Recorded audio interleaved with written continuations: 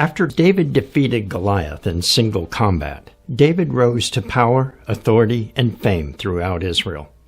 The scriptures tell us 4 times that David acted wisely in all his decisions. Further, the Lord was with David, guiding his decisions. However, Saul, plagued by the distressing spirits sent by God, acted irrationally and foolishly. Saul predictably became more and more jealous of David as David's actions brought approval and fame throughout Israel. As Saul's relationship with David became more hostile, Saul's son Jonathan drew closer to David. In addition, we find numerous details throughout this account that foreshadow the coming of Messiah. I'm Dan Cathcart, and this is the Promise of Rest.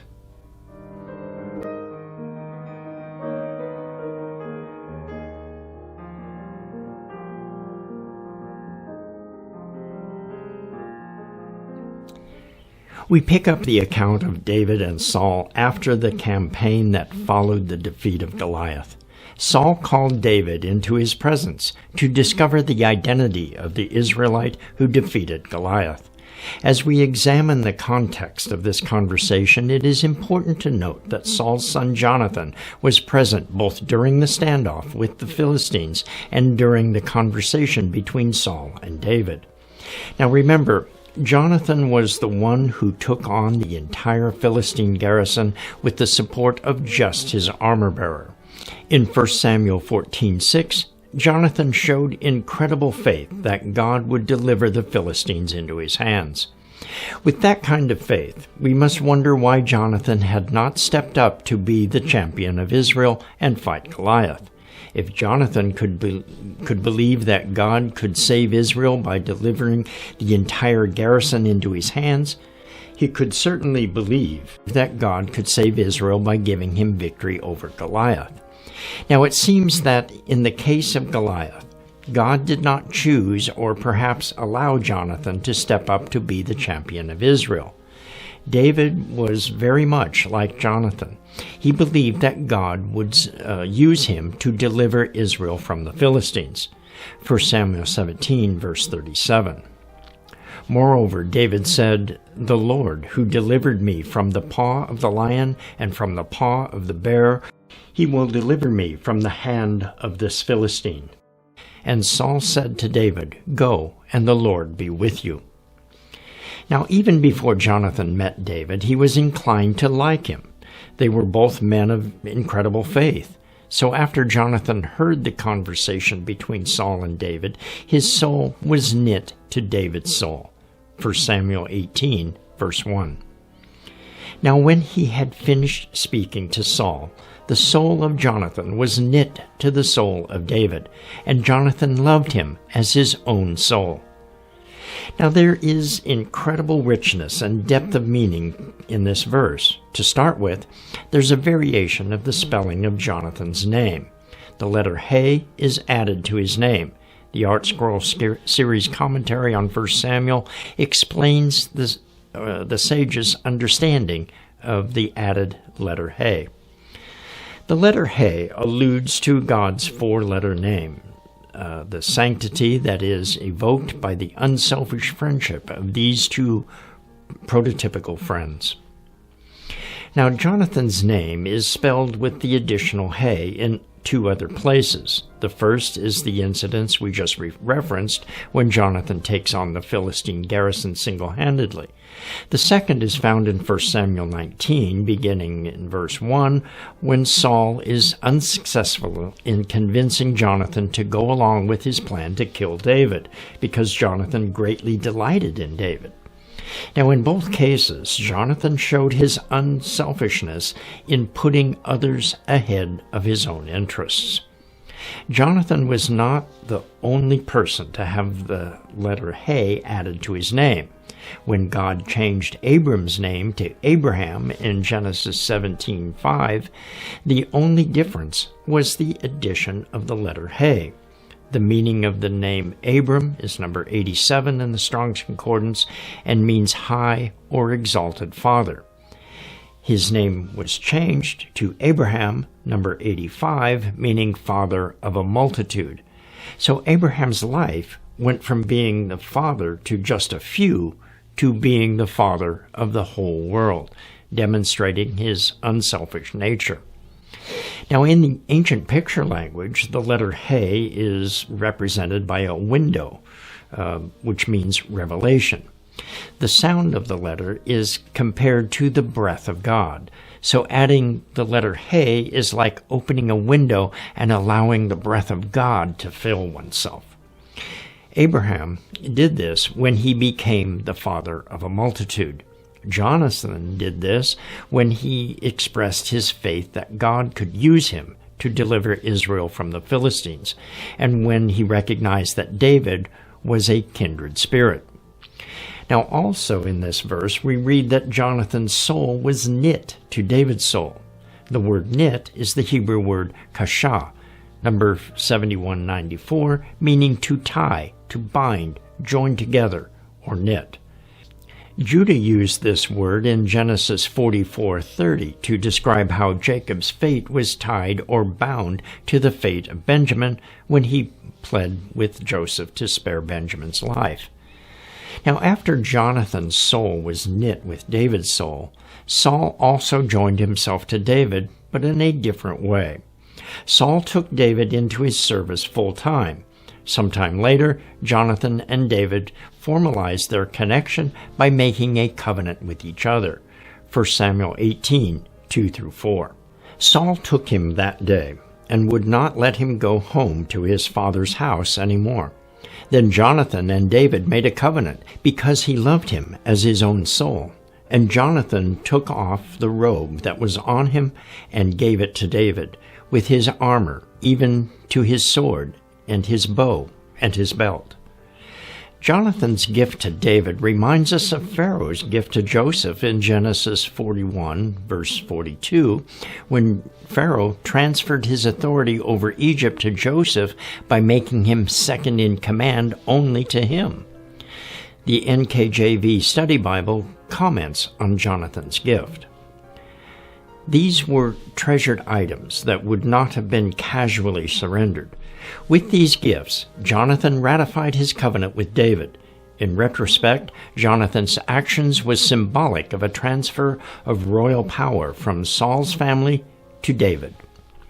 Now, did Jonathan know at this time that God had rejected Saul as king and that he would not become king after Saul?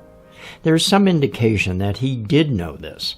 Jonathan invokes their friendship, or the friendship covenant, in 1 Samuel 20:14-15, when he implores David to spare his descendants after his death. Later in 1 Samuel 20:31, Saul taunts Jonathan that he will never receive the kingship as long as David lives. So chances are that Jonathan knew first that he would not inherit the kingdom, and second, that David was most likely the one that God had chosen to be king after Saul. The biblical narrative then switches back to Saul's relationship with David. Look at 1 Samuel 18, verse 5. So David went out wherever Saul sent him, and behaved wisely, and Saul set him over the men of war. And he was accepted in the sight of all the people and also in sight of Saul's servants. Now, this is the first of 4 times that the scriptures tell us that David behaved wisely. This is a subtle contrast to the foolish actions of Saul in 1 Samuel 13:13, when Samuel called Saul's actions foolish when he failed to follow God's instructions as given by Samuel.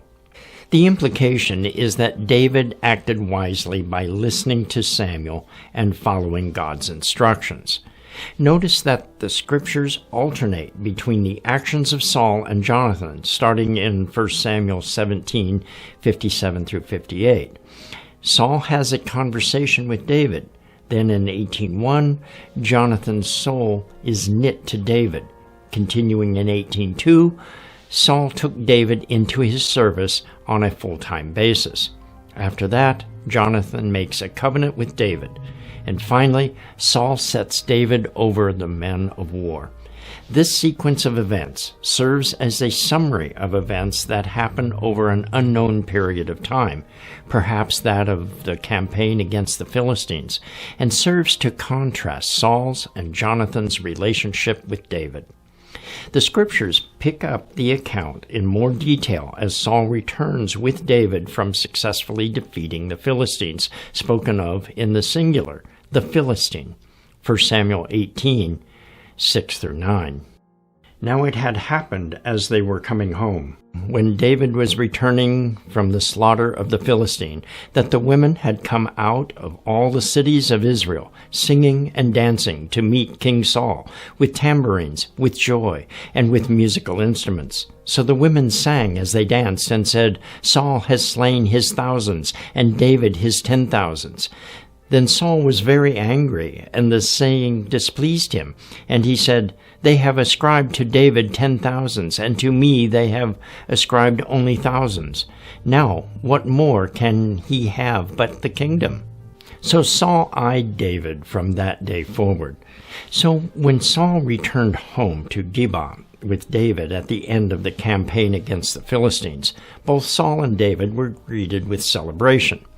The numbers 1,000 and 10,000 are a common poetic parallelism, with 1,000 parallel to 10,000 to indicate a large number.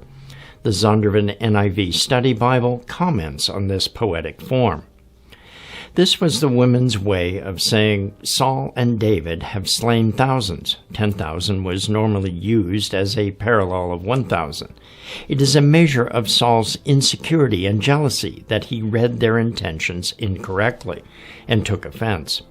His resentment may have been initially triggered by the mention of David's name alongside his own. The women's song made Saul suspicious of David. He may have begun to realize that David was the one that God had chosen to replace him as king. Although Saul used David's abilities by sending him out to take charge of the men of war and to battle the Philistines, Saul didn't trust David. The day after they arrived in Gibeah, the distressing spirit once more afflicted Saul. When David attempted to soothe Saul, as he had done in the past, Saul made his first attempt to kill David. 1 Samuel 18, verses 10 and 11. And it happened on the next day that the distressing Spirit of God came upon Saul, and he prophesied inside the house. So David played music with his hand, as at other times. But there was a spear in Saul's hand. And Saul cast the spear, for he said, "I will pin David to the wall." But David escaped his presence twice. Now we read that Saul prophesied, but we need to understand that this is not in the same way that Saul prophesied when the Spirit of the Lord came upon him when he was anointed king. This instance was a result of the presence of the evil or distressing spirit. Jeremiah 2:8 records that God's prophets were prophesying by Baal, and were not speaking God's words. So in this case, Saul is prophesying by the evil spirit. From that point on, Saul not only didn't trust David, but he was also afraid of him. Saul sent David out as a warrior to keep David away from him. As we continue through the account, we realize that Saul had hoped that David would be killed in battle, so he would not replace him as king. However, David continued to behave wisely.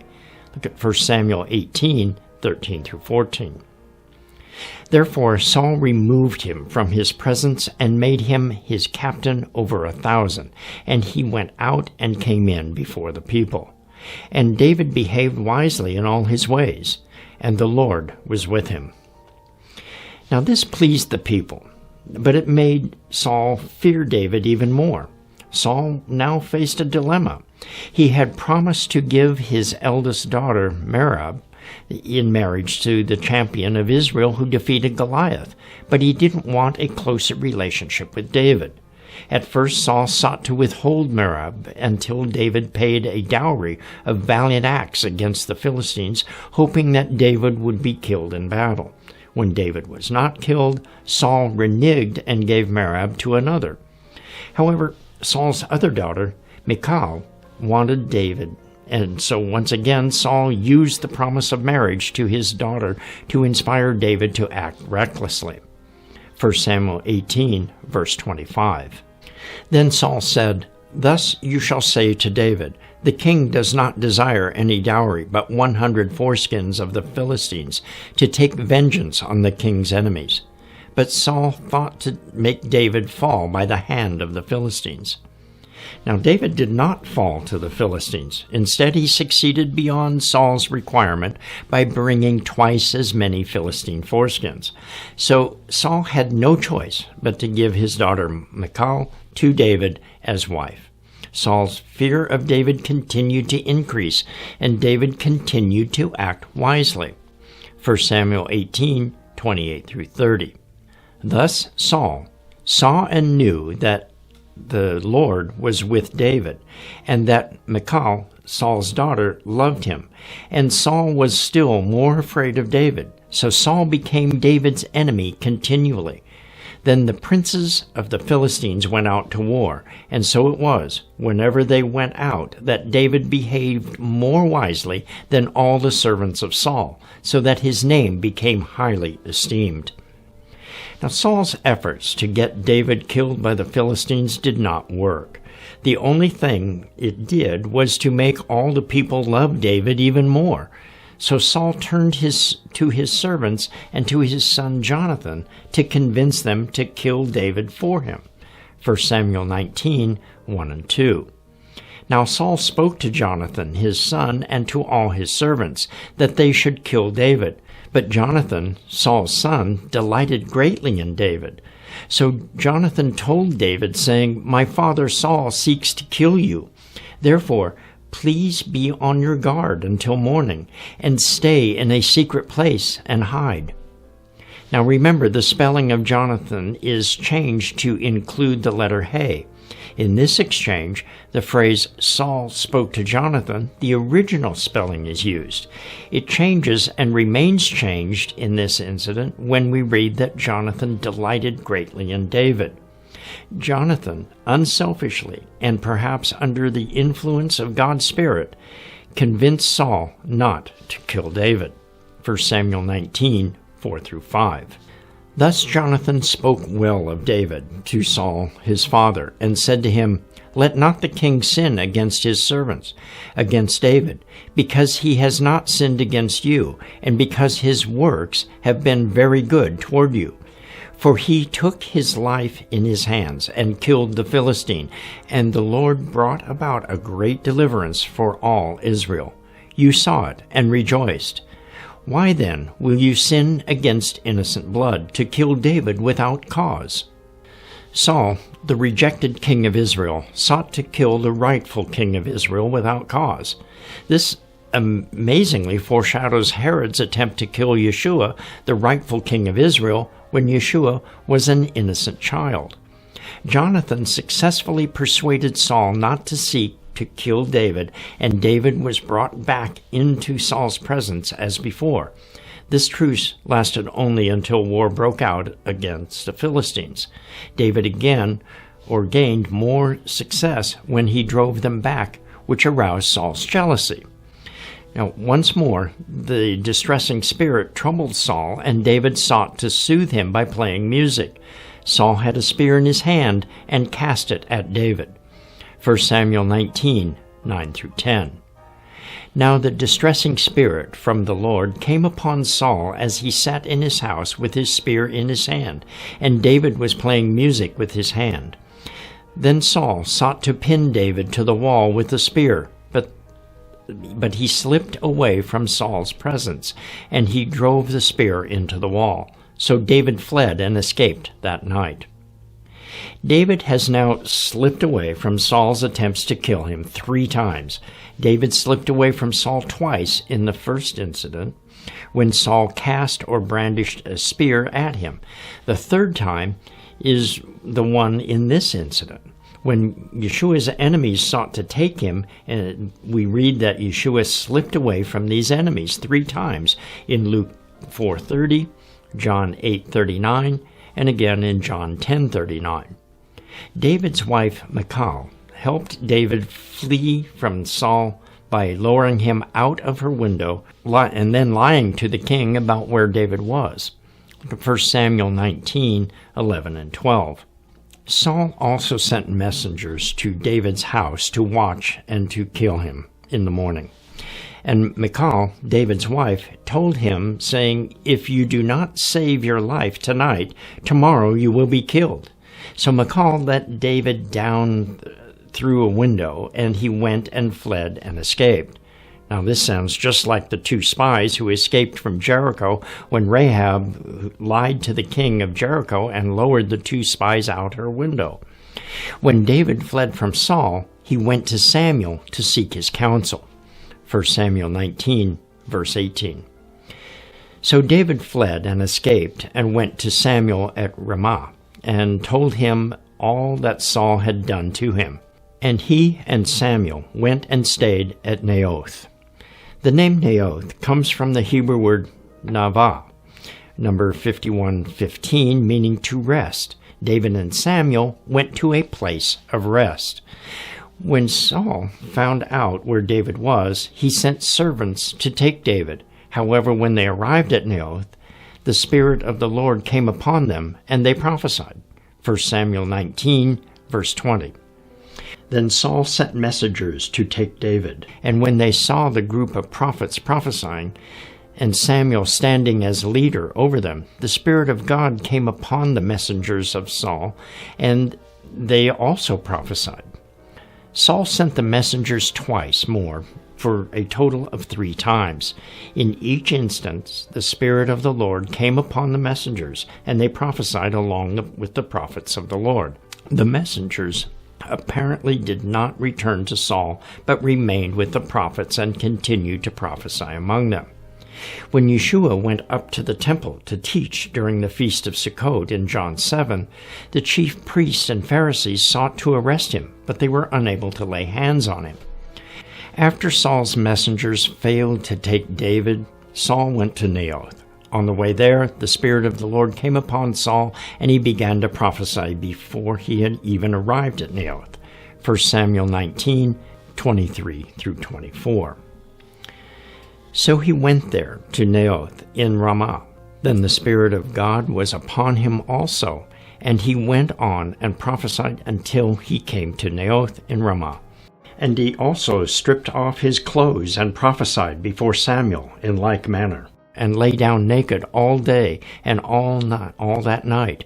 Therefore they say, "Is Saul also among the prophets?" Now earlier we learned that Saul prophesied by the influence of the distressing spirit. Now Saul prophesied as he approaches Naoth, the place of rest, by the Spirit of the Lord. Now under the influence of the Spirit, he also stripped off his clothes and prophesied.